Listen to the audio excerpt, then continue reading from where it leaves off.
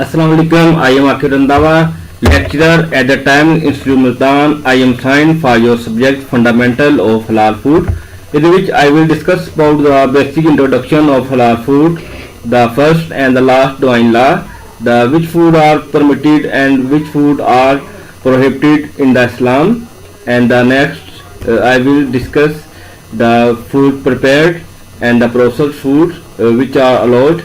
At the last, I will tell you about the food safety in the Islam.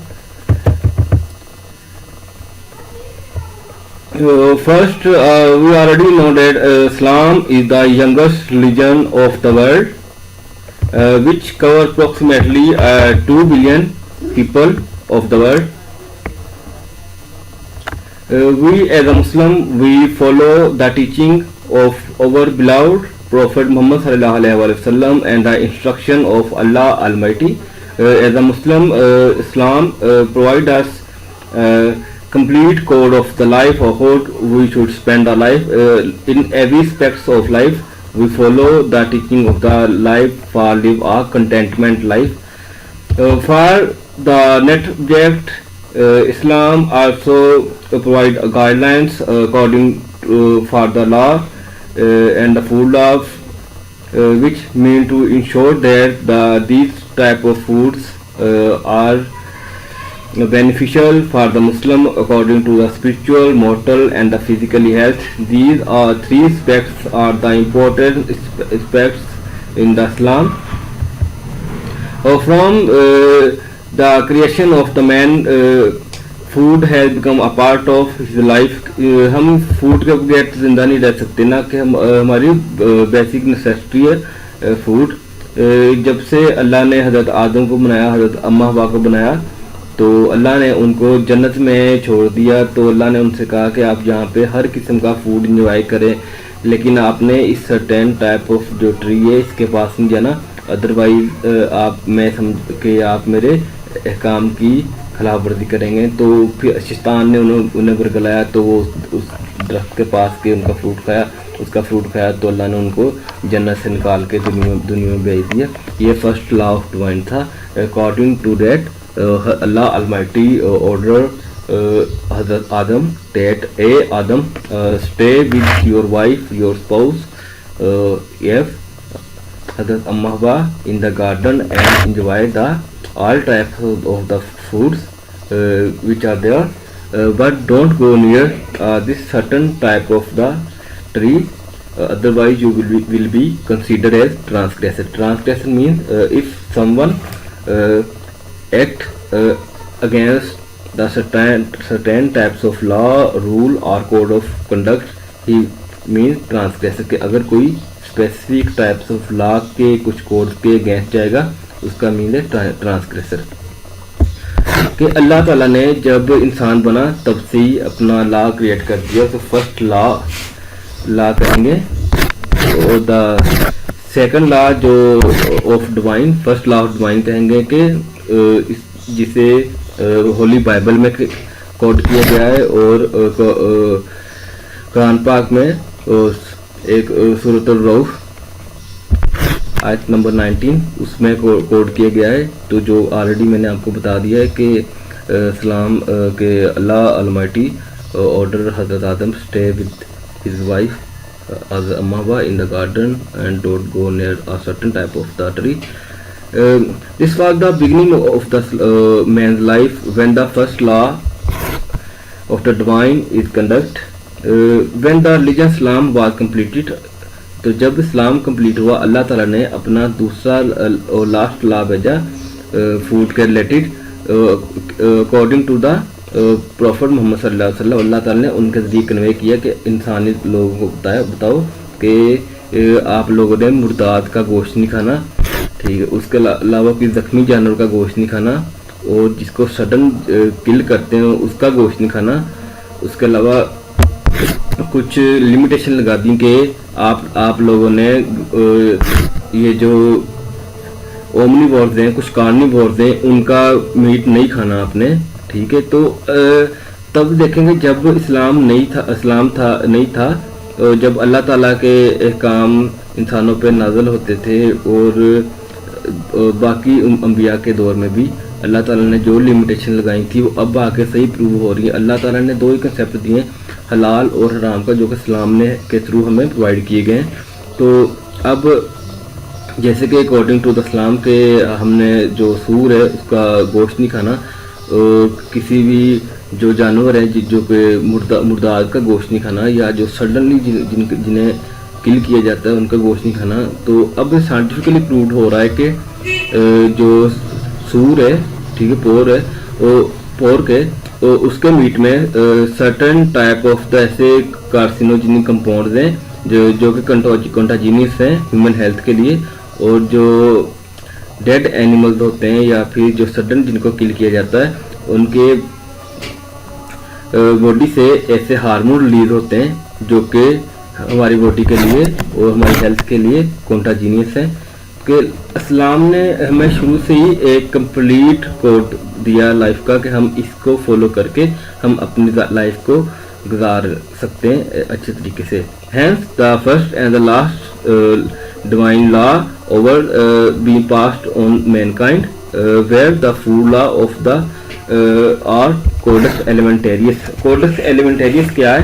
Codex alimentarius are basically are international standard according to the requirements according to the ethnicity of the humans।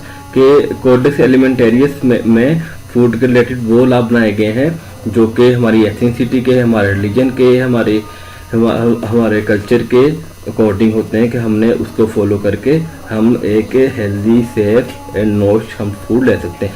And next is food permitted and prohibited. इस्लाम ने 2 किस्म के law provide किए हैं, एक तो हलाल food, एक हराम फूड। जो शरी लॉ है उसके अकॉर्डिंग जो फूड इस्लाम ने हम पे अलो किए हैं कि ये फूड आप खा सकते हैं वो हलाल है, और वो फूड जो कि शरी लॉ के अकॉर्डिंग से शरा के वो हमें प्रोहिबिटेड किए गए हैं वो हराम फूड है। तो इसमें नेक्स्ट है कि मशबूह क्या है कि वो मशबूह आर डाउटफुल फूड जिसके बारे में आइडिया नहीं कि ये हलाल है कि ये हराम है, लेकिन इसमें इस्लाम में इसकी ममानत की गई है। द प्रोफेट इसके अकॉर्डिंग द प्रोफेट मोहम्मद सल्लल्लाहु अलैहि वसल्लम said that one should leave the food and make him doubtful, कि अगर किसी के फूड के बारे में अगर वो डाउटफुल है तो वो उसे छोड़ दे, अनलाइक हराम के, चाहे वो जैसे कि हराम। इसी को कोड किया गया है सूरत अल-नहल में आयत number 114। So eat the lawful and the good food which Allah had provided to you and thanks the bounty of your lord if it is him you serve. के अल्लाह ताला ने जो कि हमें हलाल फूड दिए हैं हमें वो वही खाने चाहिए, ठीक है, और हमें अल्लाह का शुक्र अदा करना चाहिए। द टर्म तैयब, तैयब मीन के पाक, the holy, the pure, tasty, sweets, holy. तैयब वो फूड्स हैं जो कि हमारे लिए मैग्निफिसेंट हैं, हमारी हेल्थ के लिए, हमारे स्पिरिचुअल के लिए हम वो फूड तैयब फूड हैं जिसके खाने से हमें कंप्लीट एनर्जी मिलती है और उसमें हेल्थ हैजर्ड्स कम होते हैं, हमें उसमें कोई भी ऐसे कंपाउंड नहीं होते जो कि हमारी सेहत के लिए नुकसानदेह होंगे, वो तैयब फूड्स हैं। हलाल एंड तैयब फूड्स आर ओनली हलाल एंड तैयब when they are clean and contain no harm contamination. अब देखें ना कि अल्लाह ताला ने हमें सफाई निस्फ अमान का हुक्म दिया है कि सफाई निस्फ अमान। अगर आप हलाल फूड है चाहे वो उस पर डस्ट हो, वो गंदा हो, उसे प्रॉपर्ली क्लीन ना किया गया हो, तो वो हम तैयब में कंसीडर नहीं करेंगे, वो हम नजिस में कंसीडर करेंगे कि हमें उसके खाने से भी हमें कुछ उसके कंटाजीनियस इफेक्ट्स हो सकते हैं हमारी बॉडी में। तो तैयब मीन कि वो फूड जो कि प्योर हो, ठीक है, और उसमें किसी भी किस्म का हार्मफुल ना हो हमारी हेल्थ के लिए, तो वो तैयब फूड है। एंड द टर्म नजिस, नजिस मीन के फिल्ट्री is used to anything that is abominate in itself from a Shari point of view. It is contaminated with dirty substances। के जिस तरह एक जानवर जिस तरह बकरी है वो हमारे लिए गोट होगी या फिर बफेलो होगी, वो हमारे लिए हलाल है, लेकिन उसके कुछ पार्ट थे, जिस तरह हम इसका यूरिन नहीं इंटेक कर सकते, उसका ब्लड नहीं हम इंटेक कर सकते हैं, उसके पस सेल्स ये वो, कि ये हमें नहीं इंटेक करने चाहिए, ये फिर नजिस में आ जाएगा। तो even certain types of animals such as dog, swine as well as carnivores animals वो होते हैं ओमनिवोर्स, और कुछ कार्निवोर्स हैं, कुछ एनिमल ओमनिवोर्स हैं जो कि दूसरे एनिमल का मीट खाते हैं, जिस तरह ईगल हो गया, और वो जो हैं वो हमारे लिए नजीस होंगे कि हम उसे नहीं इंटेक कर सकते। Then prepared and the process food, it is a good in the old days a few decade ago the food was simple and prepared on a small scale. पहले ये था कि फूड जो था हम डायरेक्टली इंटेक कर लेते थे, उसमें कोई फूड एडिटिव नहीं थे यूज़ करते। तो with the development in the food technology and the genetic engineering कुछ बहुत सी डेवलपमेंट हुई, जिसकी वजह से हम फूड एडिटिव ऐड करने लगे हैं to increase the shelf life of the food, for the betterment of the processing and the taste development and for their palatability के, for their odor, their texture, their appearance, the nutrient profile of the food के हम उसमें additive add करने लग पड़े। अभी issues ये है कि कुछ एडिटिव ऐसे होते हैं कि जो कि इस्लाम ने हमें अलो नहीं किए होते, वो हम हराम फूड्स में आते हैं। कुछ एडिटिव, कुछ ऐसे कंपाउंड्स होते हैं, तो हमें अवॉइड करना चाहिए उस टाइप्स ऑफ एडिटिव से भी। जिस तरह जो वेस्टर्न कंट्री है वहाँ पर एडिटिव यूज़ हो रहे हैं, ठीक है, वो कुछ जो पोर के उसका सूप ऐड करते हैं कुछ प्रोडक्ट्स में, कि डिफरेंट कुछ किस्म के कुछ एडिटिव्स हैं, कुछ अडल्ट्रेशंस हैं जो कि ऐड करते हैं, लेकिन हमें उससे अवॉइड करना चाहिए। अगर तो वो एडिटिव्स हलाल हैं एंड तैयब हैं, then Muslim should be consume, otherwise should be avoid. उस तरह विद साइंस के डेवलपमेंट के साथ साथ जेनेटिकली इंजीनियरिंग में बड़ी मॉडिफिकेशन हुई है। जेनेटिकल इंजीनियरिंग क्या है कि उसमें ट्रांसजीनिक फूड्स हैं कि एक वैरायटी ऑफ फूड को दूसरे में ऐड किया जाता है, कि ट्रांसजेंड के दो किस्म की प्रोडक्ट ट्रांस करके एक नई जेंडर बनाई जाती हैं। तो उसमें भी कुछ लिमिटेशन है इस्लाम में। Such technologies may be helpful in population to have a more food, but at the same time they are giving a rise of several religious as well as cultural issues and questions। कि हमें इन सब चीज़ों का ध्यान रखना चाहिए। Food legislation क्या है? फूड लॉ है। हर कंट्री के अपने स्पेसिफिक फूड लॉज हैं कि जो कि उनकी एथनिसिटी के, उनके कल्चर के, उनकी एक्सेप्टेबिलिटी के उसके अकॉर्डिंग बनाए होते हैं।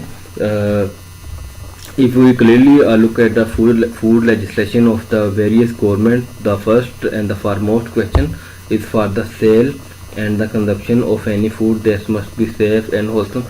कि जब कोई भी लेजिस्लेशन बनती है, कोई फूड पे लॉ बनता है, उसके 2-3 मेन पॉइंट्स होते हैं कि आइदर के ये फूड जो है वो सेफ है ह्यूमन कंजप्शन के लिए, और उसमें जो न्यूट्रिएंट मिल रही हैं वो हमें कंप्लीट मिल रहे हैं, और उसमें किसी भी किस्म के कंटेमिनेशन ना हो। कंटेमिनेशन है कि उसके ख़राब होना है, अडल्ट्रेशन कोई ऐसी चीज़ उसमें ऐड करना जिससे उसकी क्वालिटी डिफेक्ट हो, ठीक है, उसकी वजह से ह्यूमन हेल्थ पे कोई इसके डिफेक्ट्स आए, तो उससे हमें फ्री होना चाहिए। कि कोई भी लेजिस्लेशन बनती है उसके लिमिटेशन हैं कि एक तो जो वो फूड है वो सेफ होना चाहिए ह्यूमन कंजप्शन के लिए, और उसमें न्यूट्रिएंट रिच होना चाहिए और कंटेमिनेट फ्री होना चाहिए। तो कुछ लेजिस्लेशन बनी, तो उसमें HMSO तो है 1984 में, उसके अलावा वो गुडरिच ने बनाया, क्रिस्टोफर ने बनाया, उसके अलावा these are the legislation are the base of the experience of scientific data. कि पहले तो नहीं था होता कि कुछ हम एनालिसिस करें तो, या फिर हम एविडेंस की बेस पे या फिर हम सर्च की बेस पे डेटा फाइंडिंग करते थे। तो अब ये है कि अब साइंटिफिकली वो चीज़ें प्रूव्ड हो रही हैं कि हम वो प्रॉपर सर्च करते हैं, ठीक है, प्रॉपर लैब्स हैं इस पे, वो उसके कुछ जिस तरह कार्सिनोजेनिक कंपाउंड फाइंड करते हैं, कुछ एडल्ट्रेंट्स फाइंड करते हैं कि ये ह्यूमन हेल्थ के लिए ये नुकसानदा है, तो वो उससे किस तरह फ्री किया जा सकता है। उसके अलावा कुछ स्टैंडर्ड बने हैं, हैसअप हैज़र्ड है, hazard analysis security control points हैं कि हम इसको फॉलो करके जो हैज़र्ड्स हैं उसको हम ओवरकम कर सकते हैं।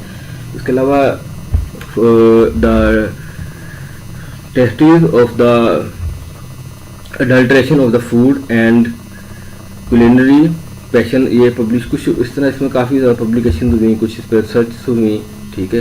एंड तो डिफरेंट किस्म का लाभ बनते गए।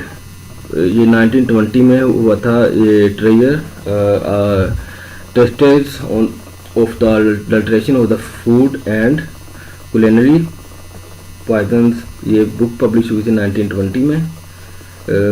Was responsible for the initiation of the pure food movement in the England, England में ये बुक पब्लिश हुई थी, वही इनिशिएशन कंसिडर की जाता है कि तब वहाँ इंग्लैंड में इसका काफ़ी रोल रहा है कि फूड सेफ्टी के रिलेटेड। लेकिन 40 साल बाद जो इंडिया में लॉ, सॉरी इंग्लैंड में लॉ बना था, वो इसी की बेस पे बना था। पार्लियामेंट में बिल पास हुआ था इन 1816 में। देन कुछ कंट्रीज के अपने लॉज हैं जो 1860 से 1890 तक है, काफ़ी लॉज बने, कुछ अमेरिकन कंट्रीज से बनाए।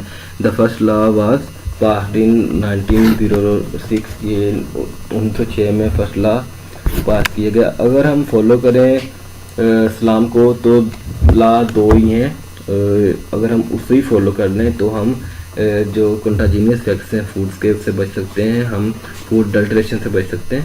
The divine law first and the last. First divine law कब था कि जब अल्लाह ताला ने हज़रत आदम और हज़रत अम्मा हवा को बनाया था, जो कि 1400 साल। उसके अलावा सेकंड डिवाइन लॉ था जो 1400 साल पहले जब नबी सल्लल्लाहु अलैहि वसल्लम ने खुतवतुल हिज्जतुल वदा के मौका पर पेश किया था। तो अगर ये हम 2 लॉ फॉलो करें, ये हमारी स्पिरिचुअल, हमारी मोरटल, हमारी फिजिकली हेल्थ के लिए बहुत अच्छे हैं। देन फूड सेफ्टी के डिफरेंट स्टैंडर्ड हैं कि फूड सेफ्टी इंश्योरेंस ये है कि वो food should be safe, should be free of contaminants and we prevent their contagious effects. कुछ गुड मैन्युफैक्चरिंग प्रैक्टिसेस बनी, उसके अकॉर्डिंग ये था कि जो आप उसमें हाइजीन को, सैनिटेशन को during processing, during handling, during storage, during distribution, उसे हमने उस लेवल पे हमने किस तरह कंट्रोल करना है फूड हाइजीनिक को और फूड सैनिटेशन को। उसके अलावा गुड हाइजीनिक प्रैक्टिसेस हैं, उसके वो उसकी कुछ टेक्निक्स हैं, safe food for human consumption किस तरह हमने प्रोवाइड करना है, फूड सेफ्टी।